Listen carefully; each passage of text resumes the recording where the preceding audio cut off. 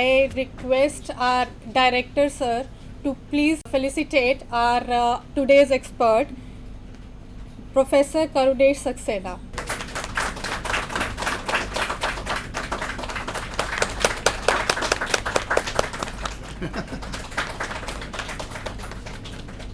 Giving this dice to our director sir to please have few words with you regarding the overall research program we had yesterday and as well as today, and what we are looking forward for all the participants over here. Thank you so much, sir. Please. I would like to thank SEMCA once again for being such a wonderful partner, for supporting our initiative, and this is just a beginning, sir, and hopefully we'll have many more such and a bigger one activities to go.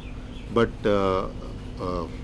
SEMCA has been a very nice partner, and very they have supported and funded us on this, and apart from the funding, they have also provided lots and lots of thought process behind this workshop, and the experts are also being brought by them, so they have been wholeheartedly supporting CEC. So we are really grateful, and thank you from our core of our heart, and hope this partnership flourishes. Very big thanks to Professor Karunesh sir for sparing his valuable time, and he's spending full 1 day with all of you, and I had a brief interaction with him, and from that I came to know that he has a huge amount of experience vis-a-vis our digital learning processes are concerned, and himself has created more than 500 videos. So that's a very important aspect. So for all of you who are working with the EMRCs, I think this is a good learning experience also, apart from working vis-a-vis the research projects are concerned and understanding and rebuilding them, but apart from your day-to-day life and your day-to-day work structures, he would be of immense help. So we have a couple of directors also of EMRC, yes, 3 of them rather sitting over here. So my suggestion would be to them, not 3 but just 4 of them. 4 of them. So my suggestion would be them that involve Professor Karunesh in more activities and see how we could support you, how we could make use of his expertise, and train the youngsters in whatever strategies he has, so they should also understand how to go about it. Thank you for that, sir.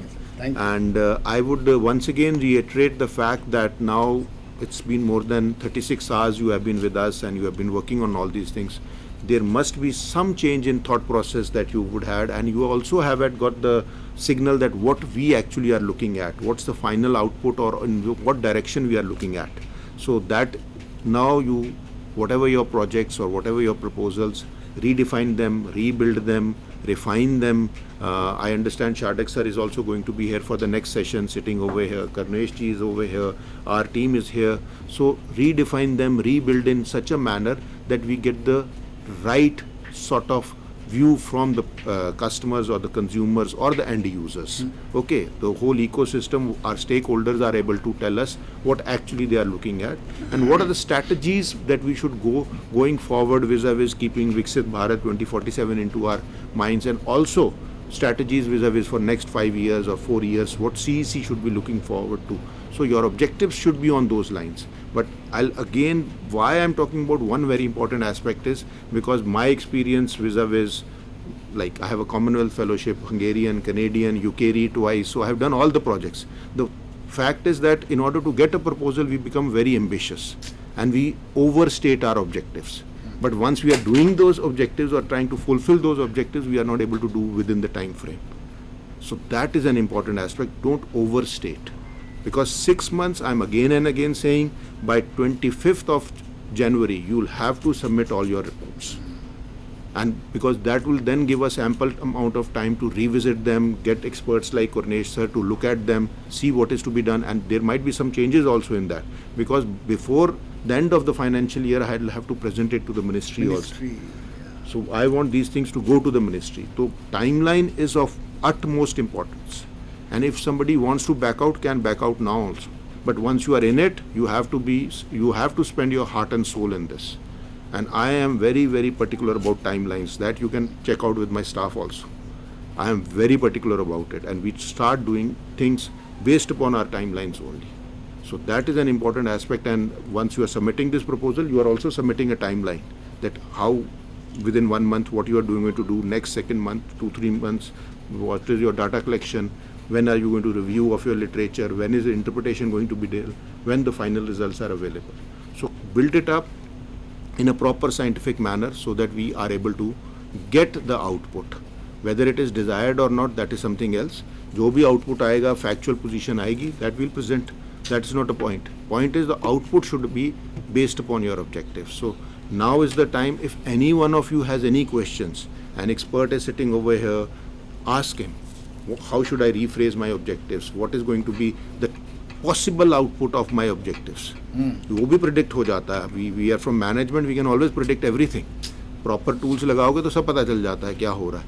So try to see to it what are you looking at and what is the type of output that you are going to get. तो ये सब चीज़ें study कर लीजिए पूरा दिन. Thanks to Semka. I was aware of him, but we have never met, and I never could even think of calling him because I never had that connection. But thanks to Semka, he has been invited. He's being over here, over the lunch, over your tea, cup of tea, anywhere and anytime. Have these discussions. Because this is the basic crux of things is that Semka also wants this and CEC also wants this, that we should get a very good output. I'm not saying positive, negative. It could be negative also, but good output which can actually influence the policy makers in times to come. कि ये policy change होना चाहिए, and I want to make that influence. That is what I'm looking at. I will be monitoring it personally myself. So again, if somebody feels that I cannot or we cannot give the time, back out करना है, no hard feelings. ऐसा कुछ नहीं है. एक आपका learning exposure हो गया. Next time आ जाइएगा आप. But जितने भी projects होंगे तरीके से होंगे. They have to be well coordinated and well made. So I don't think so I can make myself more crystal clear than this. Openly सबके सामने बोल रहा हूँ. But you have to, once you are going to do it, you are going to do it with your heart and soul. And I expect that. And you are the pioneers, first batch of researchers from this particular institution. So आज 6 महीने का है, कल शायद 2 साल का project भी हम फंडिंग कहीं से मिल जाए तो हम करवाने की क्षमता रखते होंगे. But आज ये सिचुएशन है. That is what I am looking at. So that's why I again and again reiterating it. Sorry for that, but this is what the whole crux is. Hopefully you enjoyed your stay over here. Any shortcomings? These are youngsters who are handling this project for the first time. ये 3-4 लोग, Dr. Pedu, Miss Sanya, Dr. Parvinder, Miss Sunanda is here. She's handling it. Prem is working on it, and Ashish is working, and from Semka side Khalid is working. So they are for the first time coordinating all these things. They must have had made mistakes, so we apologize for that, any inconvenience that we were able to cause you, but they are also learning, and I hope by next time they will be more well versed with all these things. But thank you for coming.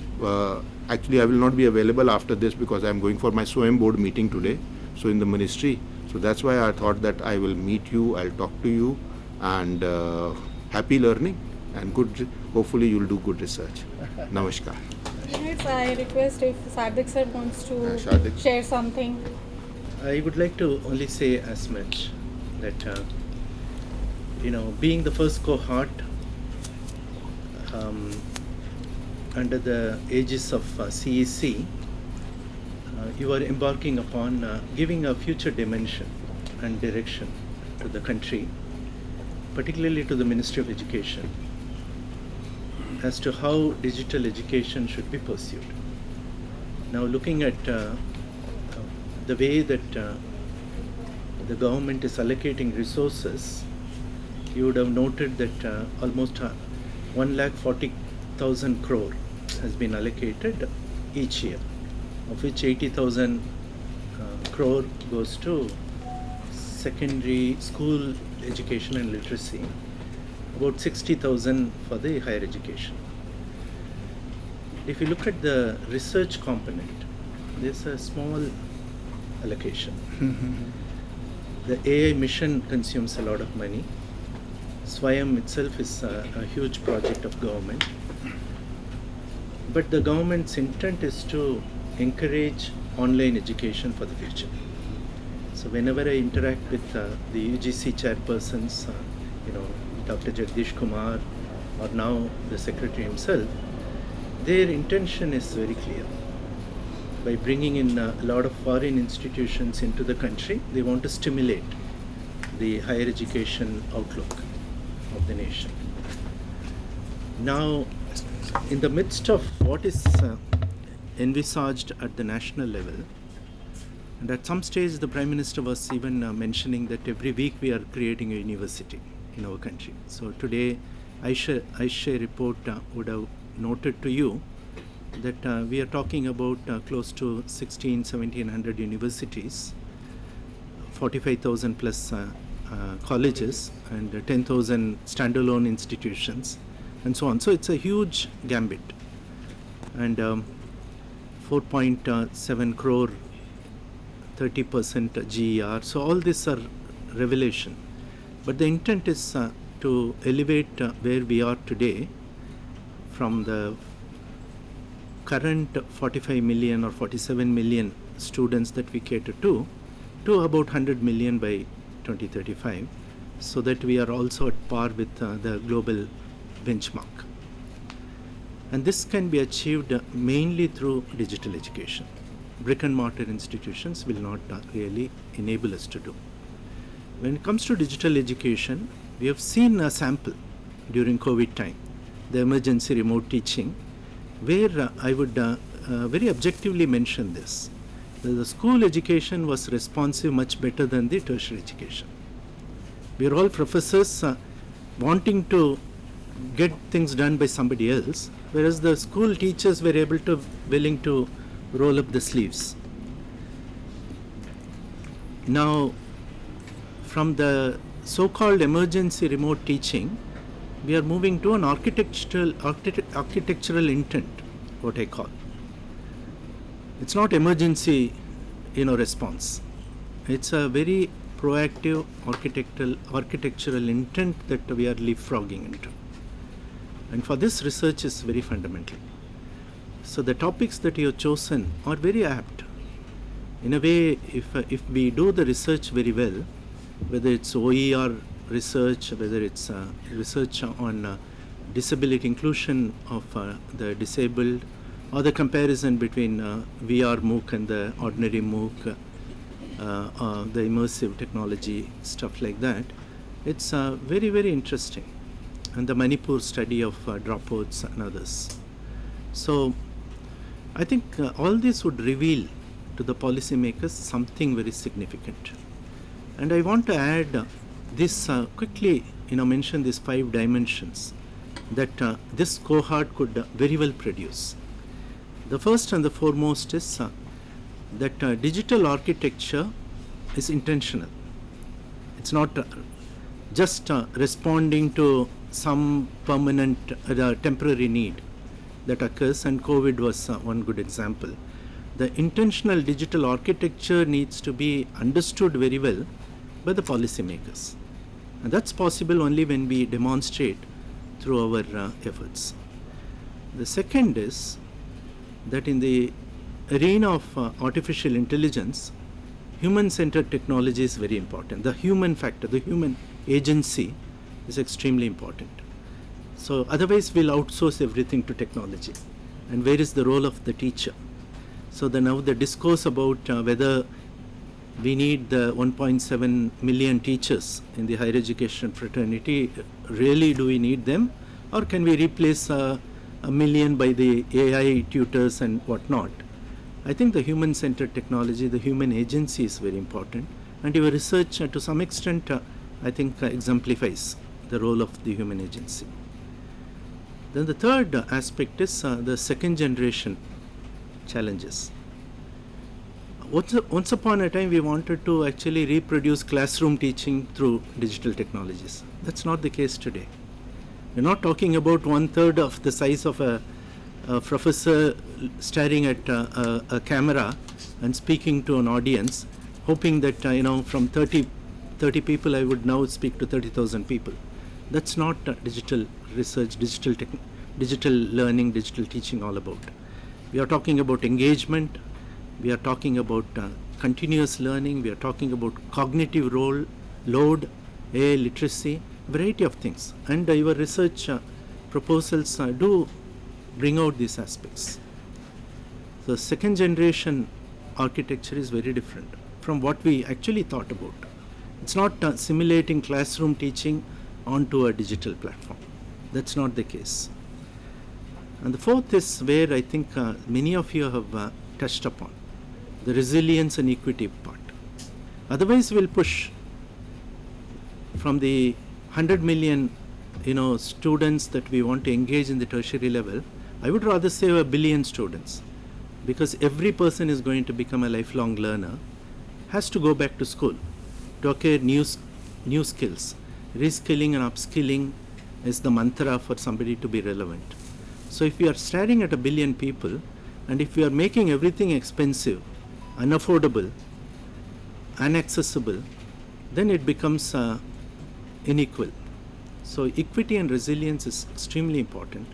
Finally, the ethical part. In the AI era, what is ethical, responsive, and appropriate? I think these 5 dimensions are extremely important in digital research, in my view. It has to be intentional, it has to be human-centered, it has to be appropriate to the generation. The technology moves forward fast, at a very fast pace.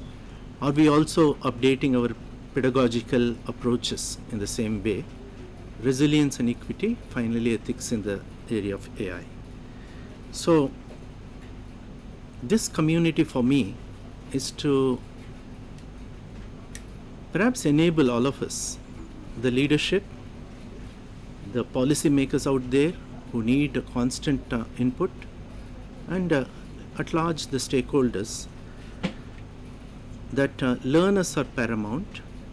It's not just in the intent expressed in the NEP that the learners are the paramount, where we flip the whole thing from teaching to facilitating. In the digital era, the importance of learners is extremely important. 1 billion learners in our soil itself. Just imagine globally, we are talking about when we go having the international ambitions. India is the education diplomacy, the destination for skilling and skilling capital and whatnot. There are so many such slogans floating around. If they were to become reality, I think the digital education will need to be realistic. That's why equity, principles of ethics, the human agency, human-centered technology, and what works in real, all these are important. And I'm sure that the 9 projects that we are staring at from the different parts of the country would enable us to gain an understanding, not only for the Indian fraternity, for the Commonwealth which I represent. We would be able to actually take the lessons across to the 56 Commonwealth countries. I only hope that many of these papers would find mention and find a place in our journal that we publish, which is very popular. And the next Pan Commonwealth conference, PCF, what we very proudly declare, is something that's going to look at online open education, and all these research papers should be a good candidate. Not only that, he has given a very strict deadline to you, January 15th? 25th. So some relaxation from yesterday, 10 more days. But that said, I think this is going to be an identity for many of you. If you really delve into it, those who are delving into, say, the inclusive aspects or dropout aspects or immersive technology aspects, whatever that you are into, you could continue. Research is a continuum. You could improvise upon it. You can find a community of practice around that topic and take your research to a next level. He has given a very good jump-starting opportunity. I think Professor Manas, having joined CEC, has given such a huge opportunity for many of us that we can take this to a next level, not only in terms of feeding into the policy, but also redefining our own professional, personal career for the future. So I'm very personally thankful to Professor Saxena, has been a long-term friend and who has done a lot of marvelous things in the area of quality assurance to digital learning to you name it. He has been somebody who's, and now he's going to play a very important role days to come in a variety of. Now, being a vice chancellor, you're tied down to the administrative. It comes with a baggage. You have to take care of the administrative side also, which is what he is also into. But the moment you really see yourself in a different perspective, then you are a free bird. You do 200 other things that are closer to your heart. So I'm very hopeful that you would see Professor Saxena everywhere quite often hereafter. So thank you, sir. Thank you for joining us. And more importantly, I think the team here worked very hard to get you all first select from the 72 or 80 nominations that were placed. So you are the chosen ones, the 9 projects that have been chosen. And not only that, after choosing you, Professor Manas hasn't left you in your own shell. He has brought you together, enabled you to talk to each other, got experts to actually interact. So I think you can see the seriousness and the intent. I'm sure you would respond, and you would respond in a manner that you would educate the policymakers. You would educate the Vineet Saxenas and Dharmendra Pradhans of this world. You will tell them what is needed, what is important, because you are the practitioners. You are the ones who are keeping the pulse on the ground. Thank you. Thank you so much.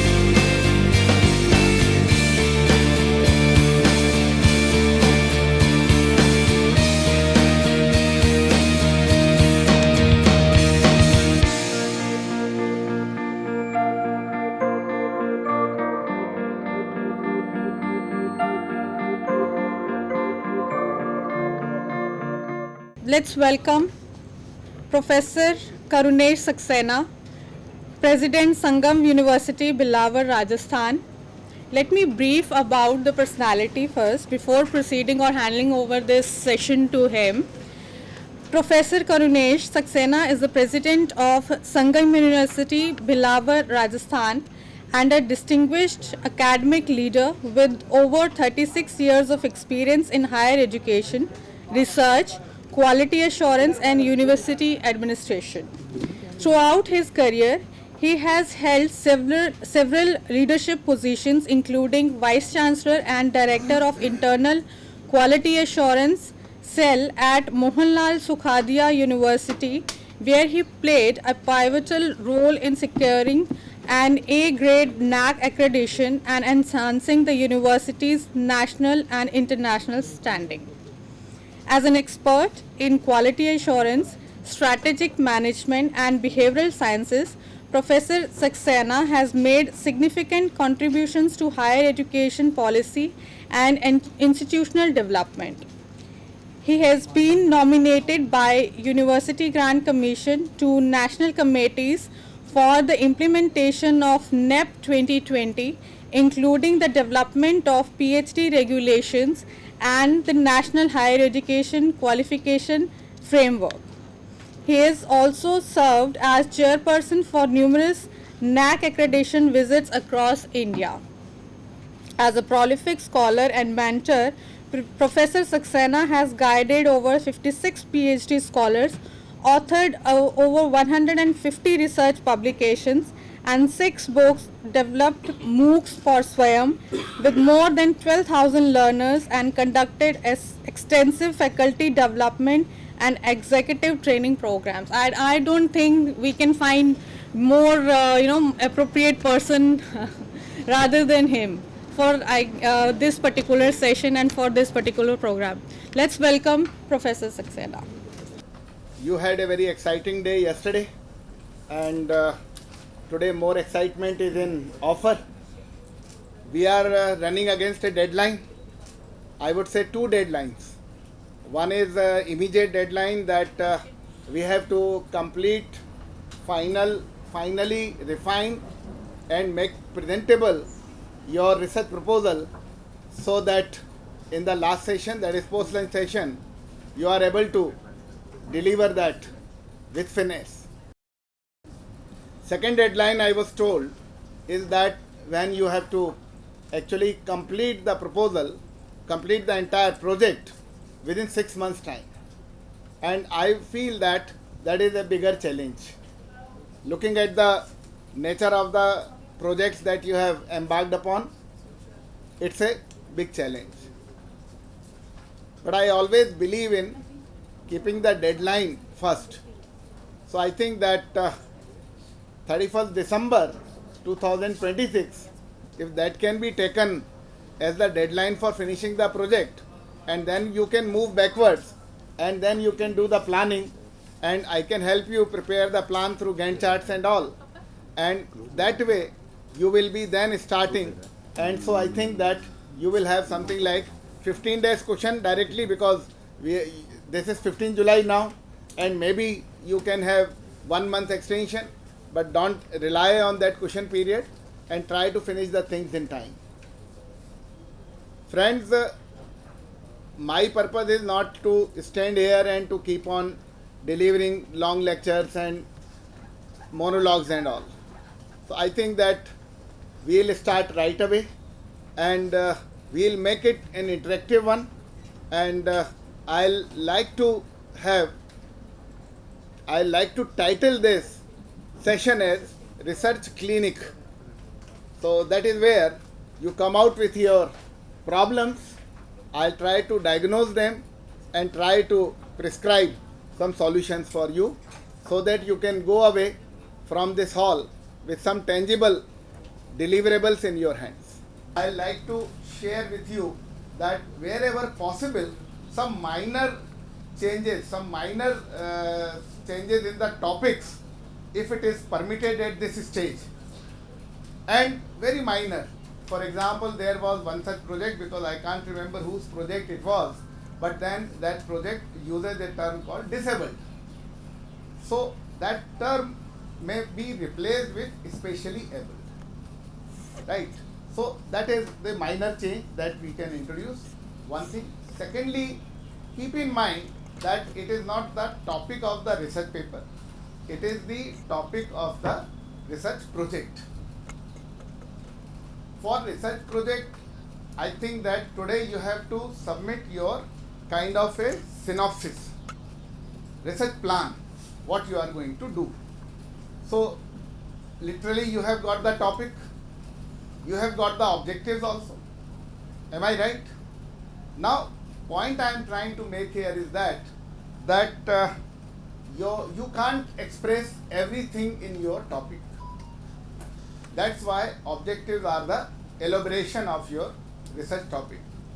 So many things that you wanted to say in research topic, that can be elaborated in your research objectives. Based on my own experience, there is a thumb rule, 4 to 5 research objectives are good enough, especially if it is a 6 months project. So let us not be very ambitious, and as I said that, let's keep the deadline in mind. Now, some of the projects are going to focus on mixed methods. Reason being that I will encourage more and more projects to use mixed method. Reason being that will give validation to your research. That way you will be able to cross verify the findings from quantitative and qualitative, and that way I think your research quality will also improve. Another suggestion that the experts gave yesterday was with regards to not having proper connect with NEP 2020. Now, when I went through CEC's research priorities and went through the thematic areas and all, and so emphasis was on digital education, and our this thing, NEP is also focusing a lot on digital education with the formation of NETF, you know very well, right? And Professor Sahasrabuddhe and Professor Jagdesh Kumar consequently are looking after NETF, National Education Technology Forum. So I think that some of the projects can be connected with IKS also. If that would be there, then connect with NEP 2020 would have been much better. Then we talk about multiple entry, multiple exit. And so multiple entry, multiple exit is the sole policy is based on the concept of credit transfer. And UGC has issued one policy in 2024. They have come out with their recent policy, and as recent as 3rd July 2026, they came out with another policy for use of online courses in the conventional educational system, and where they mention clearly that 40% of the courses can be taken up online by the students, and educational institutions to allow for the credit transfer of the same.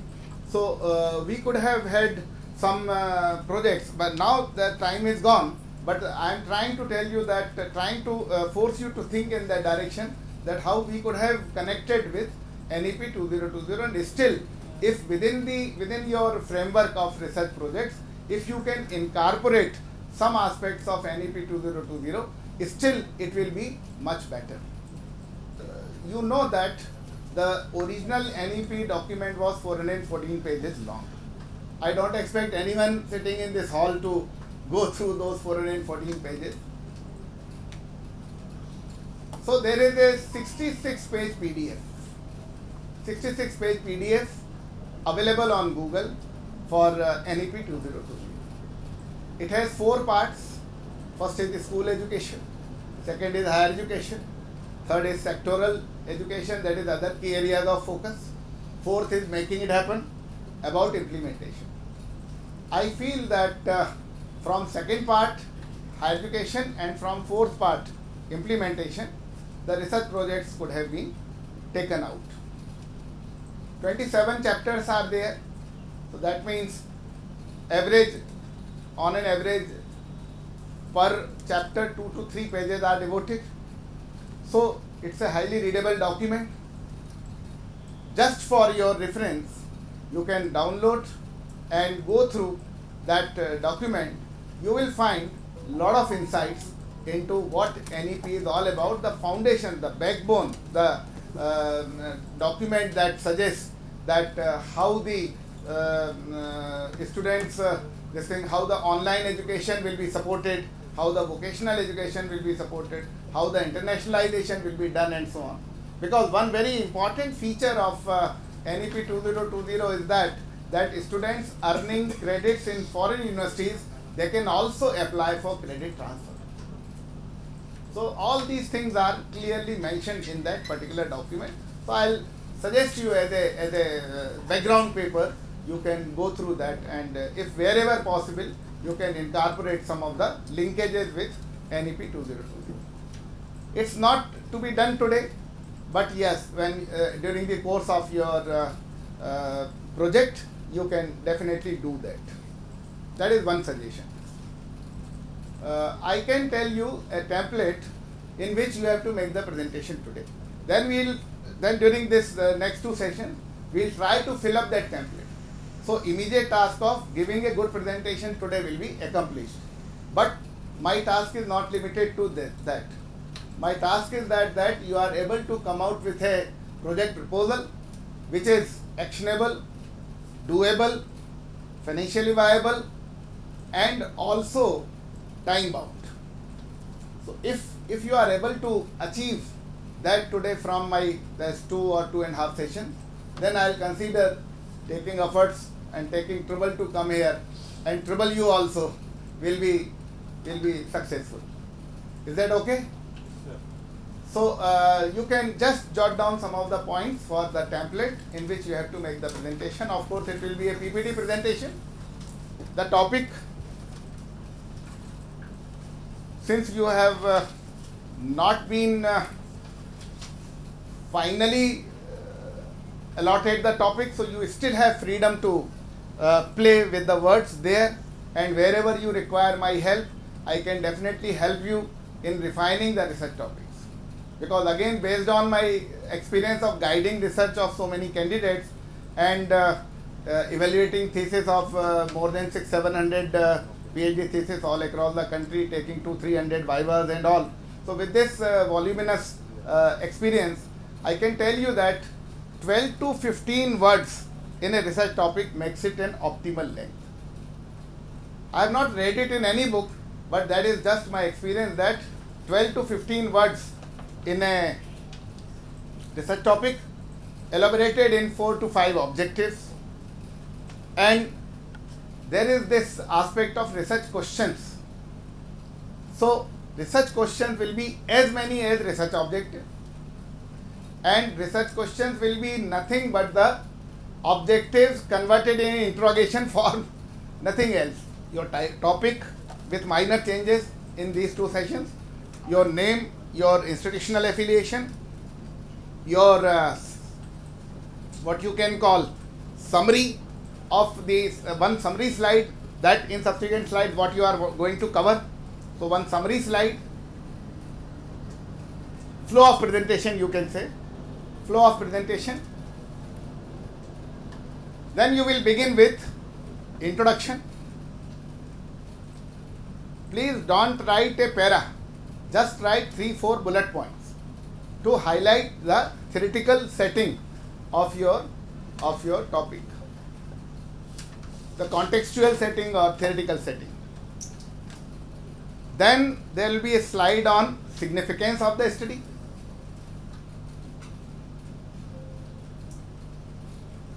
Why your research project is significant. Here you will try to link with CEC's research priority themes, which particular theme you are focusing upon. Under that theme, if there are sub themes, so you do the sharp focus that this particular theme I am covering. Then with my help, you are going to prepare a brief review of literature in, let's say, 25-30 minutes. For today's purpose, I'll share with you some of the tools that can help you in speedily doing your this thing, referencing and bibliography also.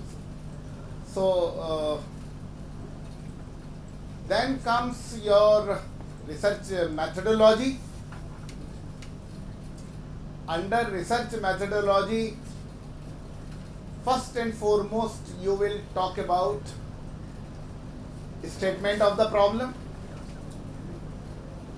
Generally, your research topic is the statement of the problem. Then you will go on to discuss your research design. And you must have a slide on research design compulsorily. And research design is nothing but the blueprint for the house of research. And that is going to be my purpose today, is to develop that blueprint for you, so that with proper this thing, short milestones and timelines and all, so that way you will be finding it easier to complete your project in 6 months' time.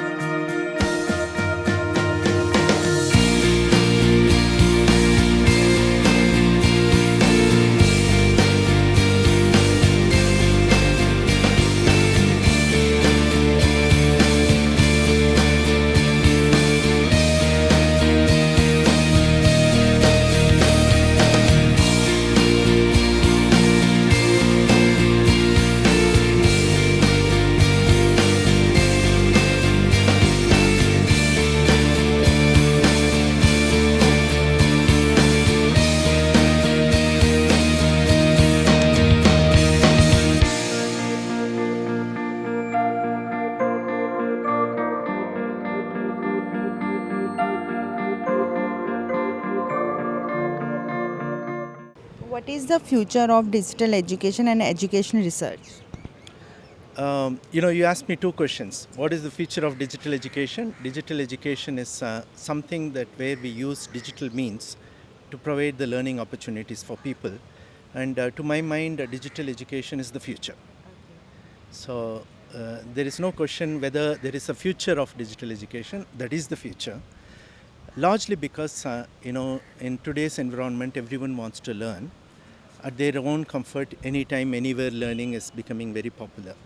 And the government has been spending a lot of money in terms of developing all sorts of resources. BharatNet 5G is a very good example as to how nook and corners of the country there is digital spread. So digital education is very important, and the future of digital education relies largely on the ability to exploit digital technologies. Which area of digital education needs more research? There are almost all areas need a lot of research. Now, for instance, take India as a country. It's a multilingual country. We have so many languages. Now, it's important for us to understand how the pervasive emerging technologies today can enable people to learn in their own mother tongue, in their own languages. So that's important. So language research is important. When it comes to treating digital content, how we can treat this content in a manner that it's engaging enough for people to learn and gain the competencies that they need. So the whole arena of content is something that we could focus on. And even in this symposium where the boot camp, through CEC we are learning that content can be treated in multimodal manner so that differently abled people can benefit. People who are in remote and rural areas can benefit. People who do not have the means to access content can benefit. People who have special needs can benefit. Language is another issue. So there is a array of areas that we need to focus on for digital research. Last but not the least is how human and AI would interact in the future, because these two would coexist. And a lot of content is being created, particularly education content is being created by generative AI. So research in how human agency can be still supreme and how we can exploit the automated industry and development in terms of spreading education to places where we cannot at this point in time. So I would list a number of these, but these three are the primary areas of my concern at this point in time. How can AI improve teaching and learning? I am a firm believer that artificial intelligence cannot supplement cannot replace the role of a teacher in a classroom altogether, or at the most it can supplement the role of teacher by making the sessions more engaging and interesting. Even I myself deliver sessions in the blended learning mode. And definitely I require a lot of AI tools for preparing my PPTs, and also to find out relevant material for distribution with the students. How do you think this workshop will help participants in their professional or academic journey? Definitely, it's a very good step on the part of CEC and SEMCA to join hands, collaborate, and deliver this workshop to the participants. And these are EMRC professionals and senior academicians. And in this 2 days workshop, definitely their research skills will be honed, and they will be able to refine their research proposal in a much more clear manner. They will be able to articulate that. And because the timeline is very short, and so we had to teach them some fast forward techniques. And particularly I feel that all these projects are aligned with CEC's research priorities, and I think that the outcomes of this project will definitely help in policy formulation at the government level. What research gap exists in digital education? In digital education, actually, madam, there have been very less research done, especially in the context of India, because we were conventionally going for distance education, and I remember my own days when I was with IGNOU. From those days, this distance education concept has evolved in a big way. Now we are talking about online and digital education. So I feel that the use of artificial intelligence in digital education can be a good research area. This gap always exists, and also I am concerned about the ethical use of artificial intelligence in every aspect, including digital education. So we let some of this project will advocate for a suitable policy for ethical use of AI in research. What do you consider the biggest benefit of digital learning? There are many, it is not one. If you use technology, you can innovate, you can get the best minds, because the digital era is connecting the worlds, means the technology can create an environment where everyone can connect with the people who are not physically, means it is not possible to connect with the people physically, then also we can connect. So connecting the minds is the point. If we can connect the people, we can create new knowledge. So and we also know about the new theory, that is connectivism. So networking, the connections are the basic points where we can start, and we can do wonders with the help of technological environment where people are interacting. Thank you, sir. Sir, tell me, research orientation is important. Yes, for long back, for a long period, EMRs, Educational Multimedia Research Centers, we are producing educational content in the form of earlier television modules, now the MOOCs courses and DTH courses also. But we are not doing any research work. We are only content production. We are doing the content production. But doing the research is very important for improving the content and creating very good impact among the learners and audiences. So this initiative is very useful. Hopefully after more than 2 decades, we are starting the research related works, research projects. Hopefully it will get very good results and give very good impact on the teaching learning process, especially related to digital education NEP 2020. Which digital tools do you use as recommended by NEP 2020? As part of the government of initiative, the Swayam portal is very important one. It has lot of resources, lot of courses. We are giving in a free mode also, without any charges. Only for examination purpose only we are getting some fees. It's a very good resource. Regarding to AI tools, lot of AI tools available. It is a very lengthy list. We can't give it here. But all the AI tools we can use it for the creation of the content and checking the content. But we have to follow with some ethical aspects. Thank you so much, sir. Thank you, sir. Sir, do you think students learn better with the help of technology? Why or why not? First of all, I would like to thank CEC for taking this initiative for the first time by encouraging providing grants for the research project. With respect to student teacher in terms of incorporating technology in the learning process, I feel that we cannot avoid technology with respect to in the learning process, because even if we don't introduce technology, or even if we doesn't teach technology in our or incorporate technology in our teaching learning process, students will automatically learn, because that is how the digital environment or the integration of the different digital devices are there today. So what personally as a teacher, what I feel is like we have to teach them how to incorporate technology in teaching learning process ethically.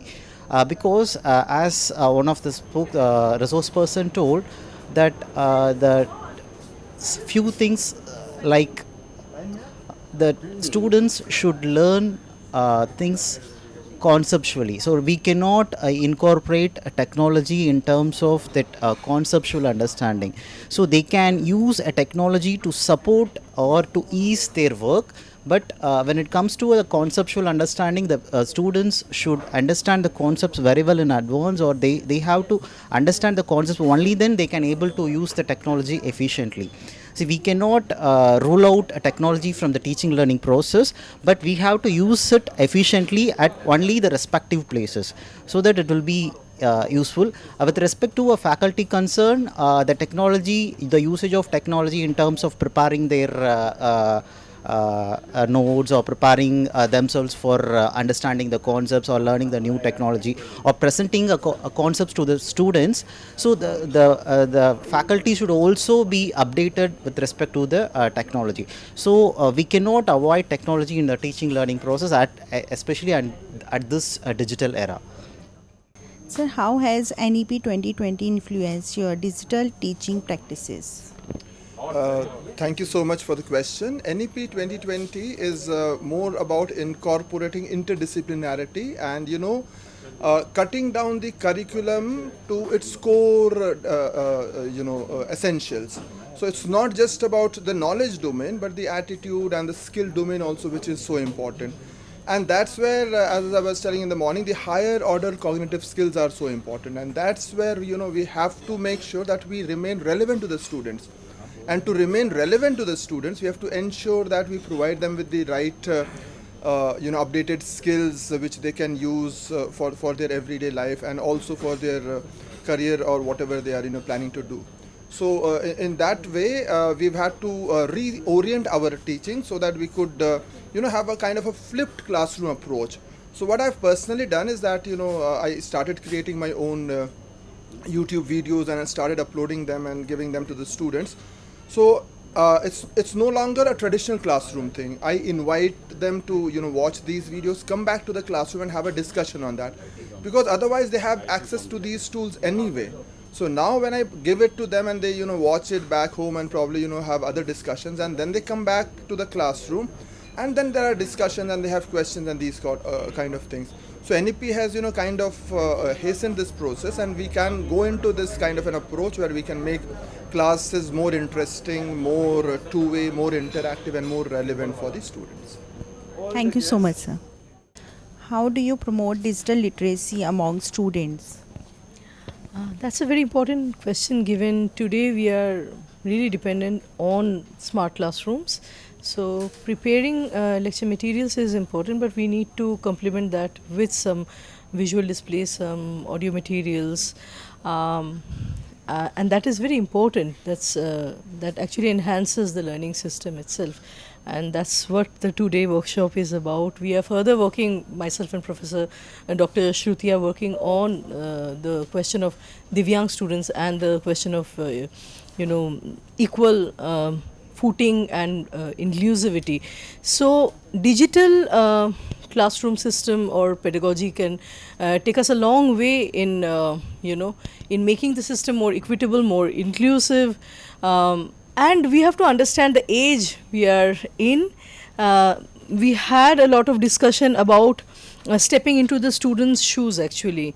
So making the learning system more student-centric, and here digital learning, digital education takes us a long way. It makes us smarter, of course, more equipped to understand students of today. So of course I would like to congratulate the whole team behind this workshop, and we are young professors but also learners who have started few years back. We are teaching, researching, learning at the same time. It's a great opportunity, a great stepping stone for us. I look forward personally to more such workshops where I can come, interact with people, network, and take back a lot of new points, new observations, and new discussions that can act as food for thought for me. So thank you so much for the opportunity. I really appreciate it.